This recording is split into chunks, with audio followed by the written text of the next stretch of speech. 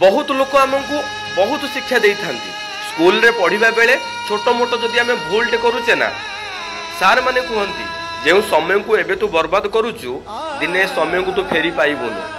College रे पढ़ा बेले जदि सांग मान सहित किसी बसिक मजा मस्ती करुथिबे जदि लेक्चर मान नजर पड़ जाए संगे संगे से माने हमको ट्यूशन करती जो समय को तू नष्ट करुचु दिने समय तोते महंगा पड़िबो।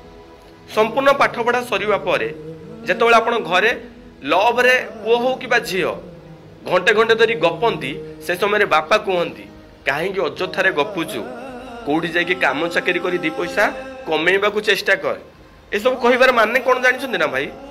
प्रकृत शिक्षक केबे एमिति कुहेनी प्रकृत शिक्षक होउची माँ टिके बुझंतु जहा तुंडरे सबु बेले घंटे छाड़ी 10 घंटा घरे बस कि का सहित गपे पछे किंतु असत्रे केबे करनी।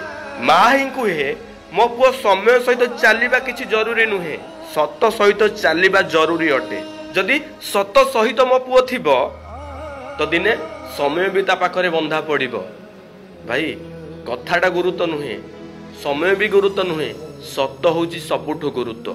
जदि सत सहित आपण अछंती समय भी आपण पाखे बंधा पड़ुची।